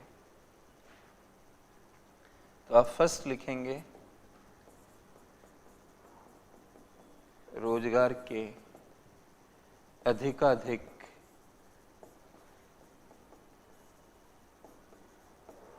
अधिकाधिक का मतलब अधिक से अधिक, रोजगार के अधिकाधिक अवसरों का सृजन।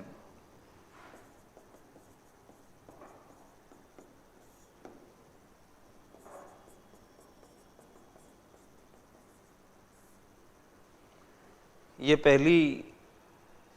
पहला स्तंभ चल रहा है, रोजगार के अधिकाधिक अवसरों का सृजन। लिखिए, इसके लिए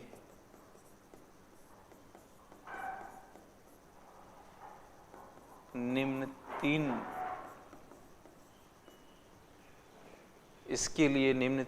आर्थिक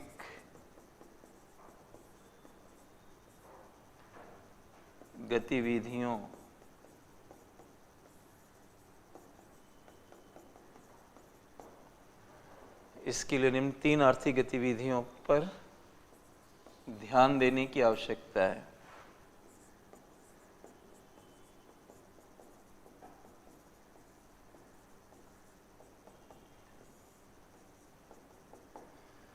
और ये टॉपिक अगला भी, मतलब जो अगली चैप्टर है हमारी वो रोजगार बेरोजगारी है, तो वहां पर और चीजें आएगी, आपको और इनपुट डाल सकते हो इसमें।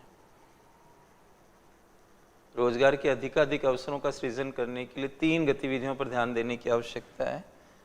उसमें फर्स्ट है विनिर्माण, इसको इंग्लिश में मैन्युफैक्चरिंग कहते हैं। कच्चे माल से पक्का माल जो हम बनाते हैं वो विनिर्माण में आता है। और मैंने चीन के एफडीआई, भारत के एफडीआई में फ़र्क करते समय भी आपको बताया था।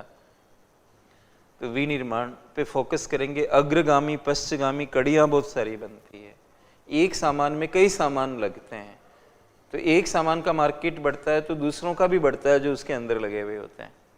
तो मैन्युफैक्चरिंग आइटम कॉम्प्लेक्स होता है, कोई एक सामान बनता है तो कॉम्प्लेक्सिटी होती है, उसमें कई चीज़ें इस्तेमाल होती है। इसलिए विनिर्माण पर फोकस करने से रोजगार ज़्यादा बढ़ता है, ये ध्यान रखिए। विनिर्माण। बी निर्माण। निर्माण का मतलब यहाँ ये भवन निर्माण वगैरह से है, जिसको हम कंस्ट्रक्शन कहते हैं।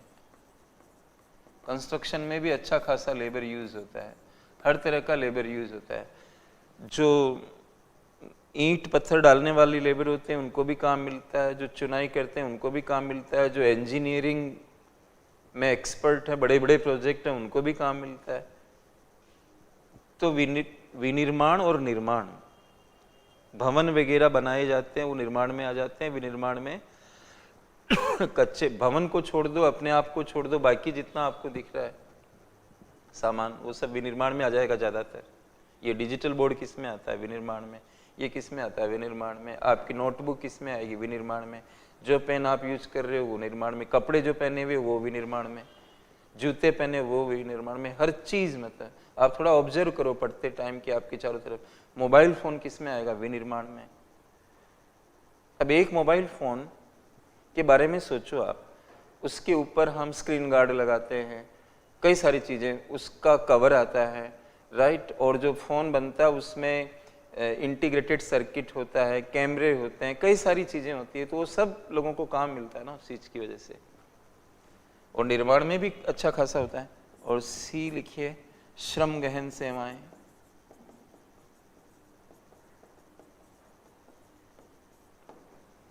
ऐसी सेवाएं जिनमें श्रम का ज़्यादा इस्तेमाल होता है, इंग्लिश में इनको कहते हैं लेबर इंटेंसिव सर्विसेज।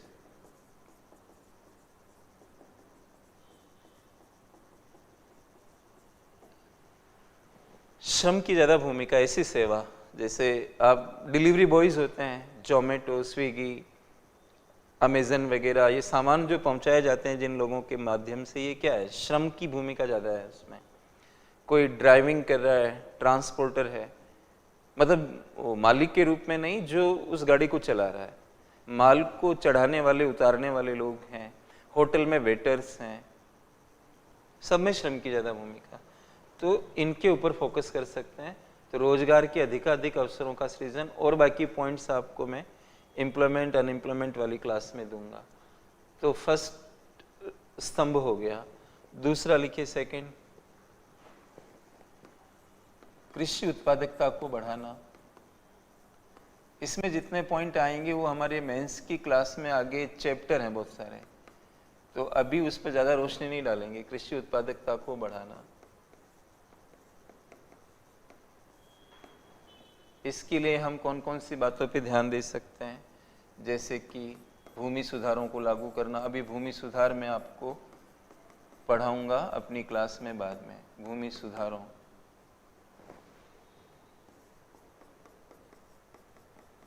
इससे कृषि उत्पादकता बढ़ती है भूमि सुधारों से, सामाजिक न्याय भी मिलता है लेकिन कृषि उत्पादकता भी बढ़ती है, भूमि सुधारों को लागू करना। दूसरा आप लिखेंगे कृषि विपणन प्रणाली।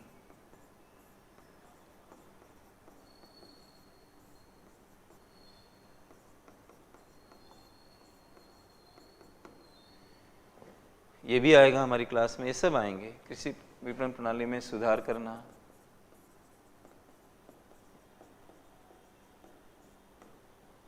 तीसरा आप लिखेंगे विस्तार सेवाओं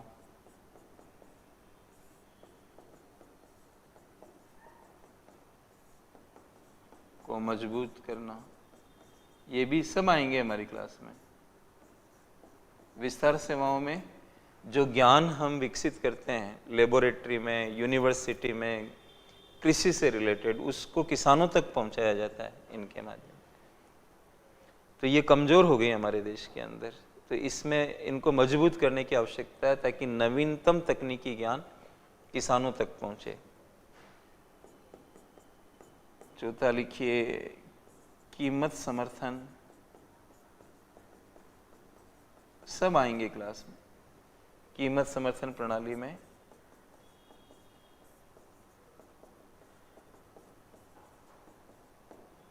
सुधार करना। जो एमएसपी होता है ना, आपने सुना होगा, ये पढ़ाऊंगा मैं क्लास में। तो ये प्रणाली में कई सारी कमियां हैं, तो उसको बदलना पड़ेगा हमें। कृषि उत्पादकता बढ़ाने के लिए इसमें भी सुधार की आवश्यकता है। अगला लिखिए नई तकनीकी को लागू करना।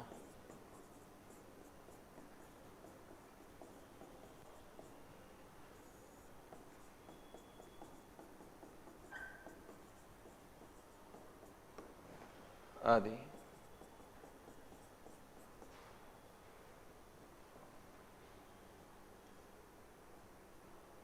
इस तरह की चीजों पर ध्यान देकर हम खेती में उत्पादकता बढ़ेगी।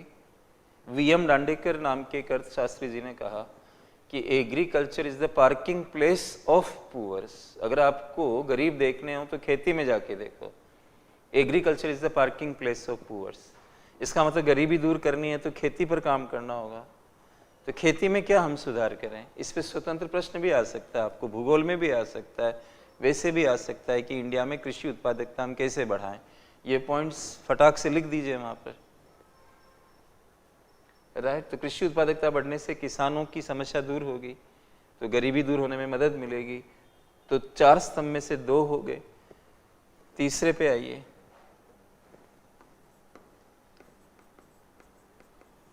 मूलभूत सेवाओं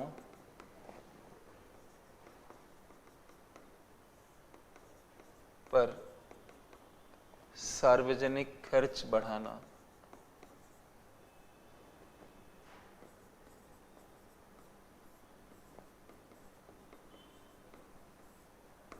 मूलभूत सेवाओं, बेसिक सर्विसेज जो होती है, यानी इसका मतलब क्या होता है, बेसिक सर्विसेज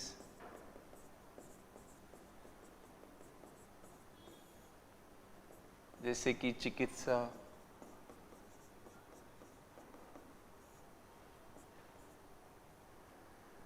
प्राथमिक शिक्षा,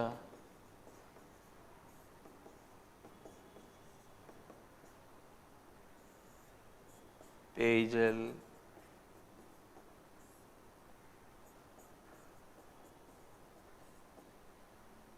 पोषण आदि,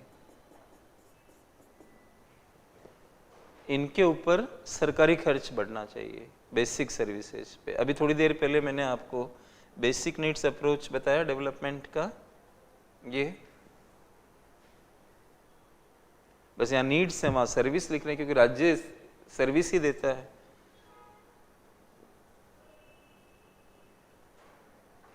इन पे खर्च बढ़े ताकि जब लोगों को ये मिल जाएंगे, मूलभूत आवश्यकताएं पूरी होगी, तो अपने आप ही गरीबी दूर हो जाएगी। तो मूलभूत सेवाओं पर सार्वजनिक खर्च बढ़ाना, राइट। और उस पर खर्चा कैसे करें, पैसा कहाँ से लाएं? तो पैसा राजस्व बढ़ाकर लाओ, टैक्स कलेक्शन बढ़ाकर लेके आओ। और टैक्स कलेक्शन बढ़ाने के लिए आपको ग्रोथ पे ध्यान देना होगा। एक देश की जीडीपी तेजी से बढ़ेगी तो टैक्स कलेक्शन बढ़ेगा, उसका एक पार्ट इस पे खर्च कर दीजिए। तो मूलभूत सेवाओं पर सार्वजनिक खर्च बढ़ाना। और चौथा लिखिए,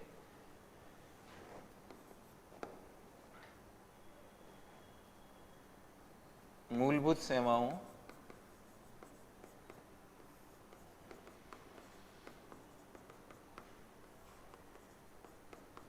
को अधिक प्रभावी बनाना, इफेक्टिव बनाना। दो बातें अलग अलग है। खर्च बढ़ाना अलग चीज है, इफेक्टिवनेस लाना अलग चीज है। जैसे कि आप पढ़ रहे हो तो उसमें इफेक्टिवनेस कितनी है, ज़्यादा पढ़ना चाहिए एक अलग चीज़ है, और पढ़ाई को इफेक्टिव बनाना अलग चीज़ है। तो इसमें जिन बातों पर ध्यान देने की आवश्यकता है उसके लिए आप ऐसे डायग्राम बना लें।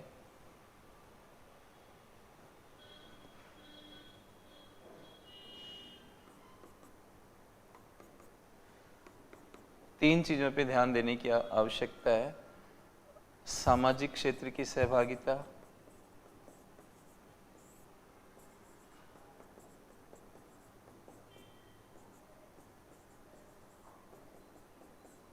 मतलब समझाऊंगा आपको। निजी क्षेत्र की सहभागिता,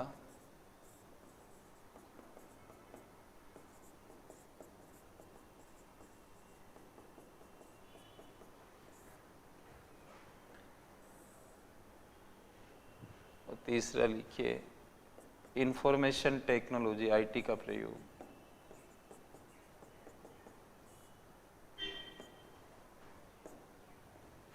आदि लगा दीजिए। अब जैसे मूलभूत सेवाओं में एक राशन की दुकानें भी आती है, पोषण से जुड़ी हुई है। छत्तीसगढ़ ने क्या किया, छत्तीसगढ़ का मॉडल हम पढ़ेंगे क्लास में। छत्तीसगढ़ ने राशन की दुकानों का संचालन सामाजिक संस्थाओं को दे दिया, वनवासी समितियों को दे दिया। और ये आपने कहीं ना कहीं पढ़ा होगा कि छत्तीसगढ़ में राशन की दुकानों का माल ओपन मार्केट में लीक नहीं होता है, जीरो लीकेज है वहाँ पे। रिसर्च तो यही कहता है। तो सामाजिक संस्थाओं को, डीलर्स वहाँ पर जो होते हैं राशन की दुकानों के, वो सामाजिक संस्थाएं हैं।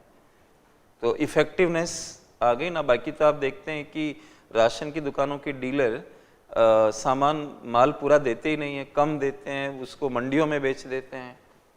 तो सामाजिक क्षेत्र की सहभागिता करने से आपकी जो बेसिक सर्विस है उसमें इम्प्रूवमेंट हो सकता है। ऐसे निजी क्षेत्र, अगर आप राजस्थान का मॉडल देखें जो राशन की दुकानों का है, तो आपने बिग बाजार ब्रांड तो सुना ही है, किशोर बियानी जी का नाम सुना होगा।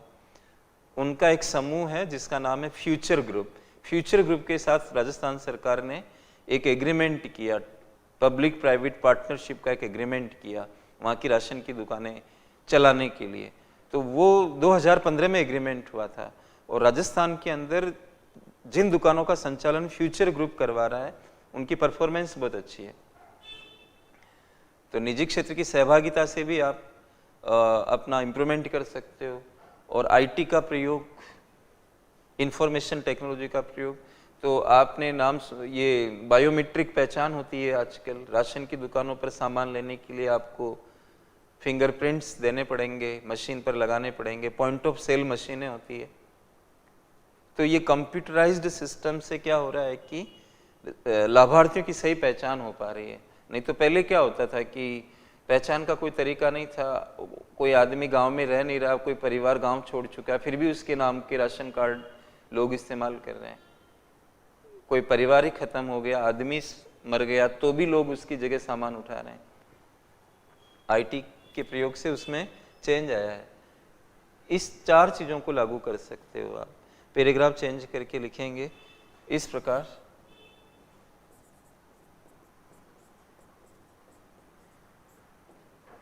इस प्रकार भारत में, कंक्लूड कर रहा हूं मैं, इस प्रकार भारत में गरीबी को कम करने की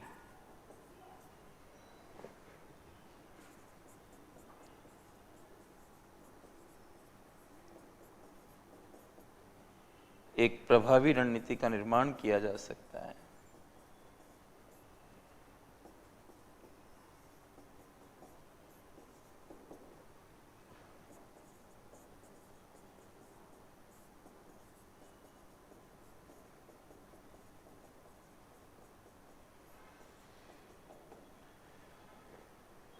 तो इस प्रकार से हमने कंक्लूड कर दिया। अरे बहुत इंटरेस्टिंग है ये सर, आपको इंटरव्यू में बहुत फ़ायदा मिलेगा।